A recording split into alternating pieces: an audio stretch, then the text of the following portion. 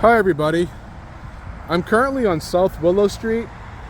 I looked last night on my computer to see if there was any information about the history of this area, and there's really nothing that really exists. I managed to find maybe 10 pictures of older structures that are no longer here. But right here is the intersection of Goff's Falls Road, which leads down to Brown Ave. And the picture I'm going to post shows a sign that points in the direction to where Pine Island Park used to be. Again, down off of Brown Ave, where Pine Island Pond is. And if you're unfamiliar with what Pine Island Park was, it used to be an amusement park that existed quite a few decades ago. There's really no remnants of Pine Island Park. I may do a video in the future of it, but there's really nothing there to see other than the pond itself. But I'm going to walk down this area now. Again, there's not much info on this area. I did speak with my neighbor, and he mentioned that most of South Willow Street, I'd say about 50 years ago, was mainly farmland. He mentioned that when you dig in the soil around here, there's hardly any rocks, and it's pristine soil to grow crops in. So at one point, 100 years ago or so, there was a lot of farms in this area. But I'm going to try to skip across the street here as soon as this traffic goes by. There's an old cemetery here that we can check out. Again, this is why I like walking around, because this is one of those things that you never notice, even though you've driven by here 100 times in your life if you've lived here. But there's a cemetery right here adjacent to the Mall of New Hampshire, and we'll check it out. And I believe the cemetery has the grave for, there was a little fella. He was kind of I guess he was a dwarf, and his last name was Nut, and that's where the name for Nut's Pond came from.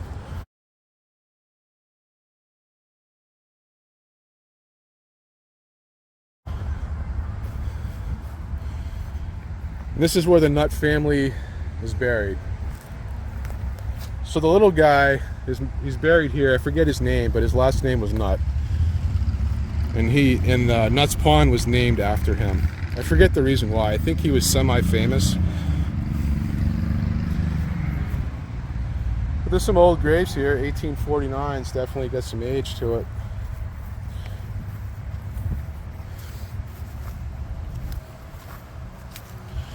And as you can see, like most old cemeteries that no one really visits anymore because these people are completely forgotten about. So you can tell there's been some vandals in here. Much like the Valley Street Cemetery in Manchester, which was once beautiful. I've done a walkthrough of that one before, and I'm going to do another one that's a little more detailed.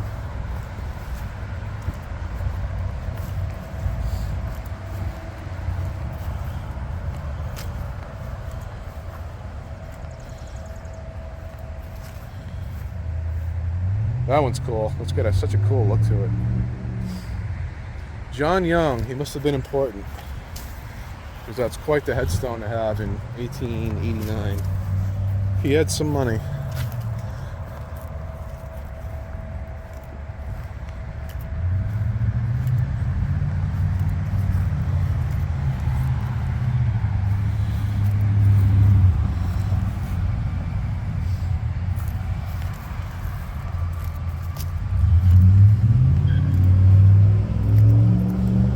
Yeah, there was a camp here at one point, or at least they attempted to.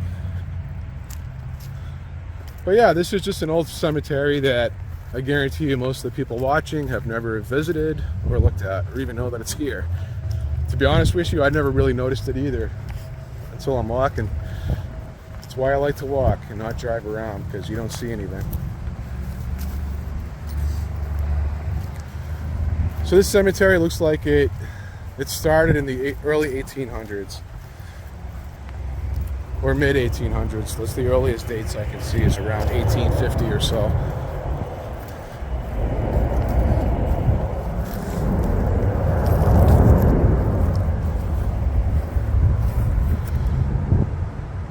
I love the patina on the old headstones. It's just beautiful. It's sad, but it's beautiful in the same way, the same light. That's the way to say it.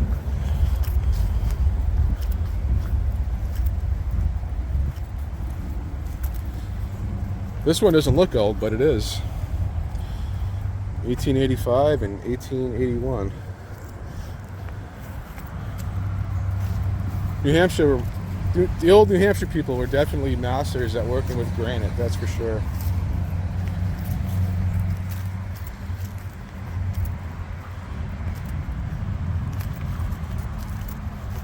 But anyway, I thought I'd show you this little cemetery, and we'll venture off to the next area. And right now I'm at the Mall of New Hampshire. Again, a homeless person, that's what he's spending his money on. Don't give them money. But anyway, this is the Mall of New Hampshire. I did some research last night. I probably spent about 15 minutes or so looking for any history of this area before it was built, and there was really nothing that existed. I'm sure if I looked harder, I could find some info about it. But I spoke to my neighbor, who I was talking about earlier, that lived in this area his entire life. But this used to be a farm here. So that at one time this was all an open field and there was an operating farm.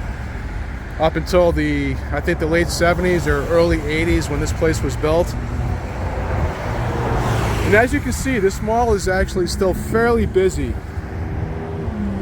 I know I watch a lot of YouTube videos about all the malls in the United States, and a lot of them are ghost towns, meaning that nobody shops in them anymore, but this one is busy, so that's a good sign. That means that New Hampshire's economy and Manchester's economy is strong, because there's people shopping here.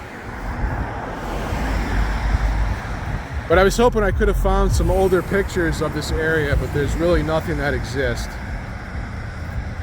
South Willow Street in general is kind of a blank page as far as history. I can't find anything. I'm sure if I went to the library I could find something, but there's really nothing here.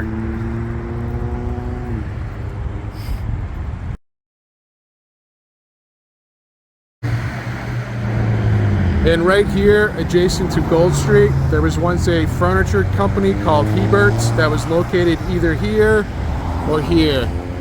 I don't think either of these buildings were part of it, as these look a lot more modern, but this is where the location was, and it's obviously no longer here.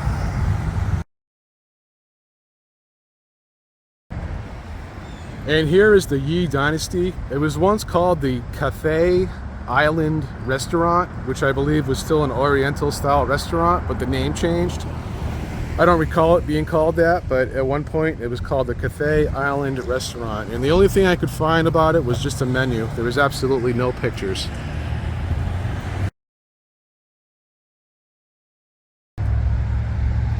And right here was once the location of the Manchester Drive-In movie theater. The movie theater could accommodate up to 365 vehicles. That's what I read anyway. There's not really any information or pictures that exist other than what I found in a quick search that took me about 15 minutes. There may be other info out there, but I cannot find it. Also, if you travel down this road right here where Wendy's is, it would lead to Precourt Park as well as Nuts Pond.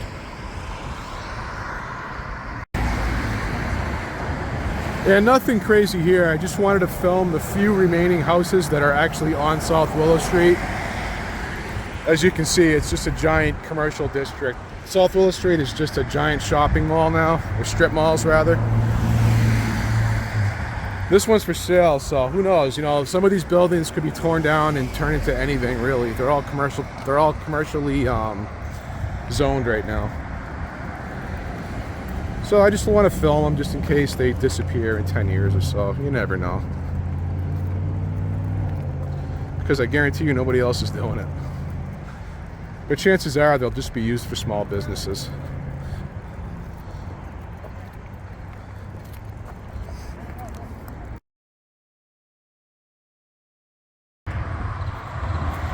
And this was once the location of Rod's Ice Cream. Manchester and New Hampshire as well used to have a lot of these type of little restaurants everywhere. Little side of the road restaurants used to sell a lot of good greasy food and ice cream and stuff like that. But I recall it being, I believe it was O'Donnell's, which was kind of was an Irish pub, but now it's obviously a Mexican grill. But as you can see, it looks a little different. The little island's gone and the trees have been replaced by traffic lights and stuff. But anyway, I thought I'd show you this.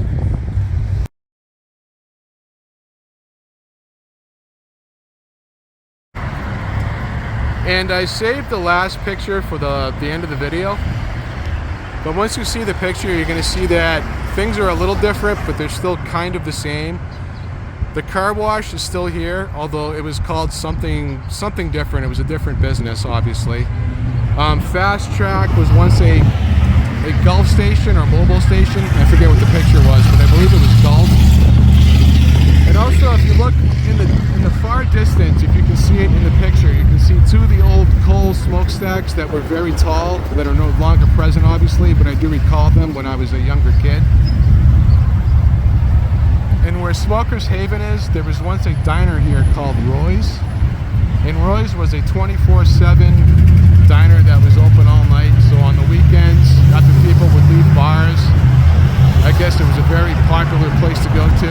Very similar to the Red Arrow Diner. The neighbor I spoke to that I was speaking about earlier mentioned that he recalled that this place would get quite busy on Friday and Saturday nights. It was also once called Mr. Tux, which I recall from the 80s. I got fitted here for one of my uncle's weddings. I was a ring bearer when I was like 5, so it was probably like 1983 or 84 that I was inside that building when it was called Mr. Tux. And also here, this was once a Coke bottling plant. So there was a Coca-Cola plant here at one point. And obviously now it's a parts store, which it's been for as far as I can recall. But anyway, that's gonna conclude my video. I also stopped by Savers real quick and I found myself a mountain bike. A really nice one too, a nice Kona for $60. It's kind of high for Savers. Usually they would sell something like this for like $20, but I've been wanting a mountain bike for quite some time, as I used to ride them quite often, but I'm 46 years old and I didn't want to go out and spend $1,500 on one. So we'll see if I get back into it, but I likely will. But this is a nice bike for $60, that's for sure. But anyway, I hope you enjoyed my little South Willow Street adventure.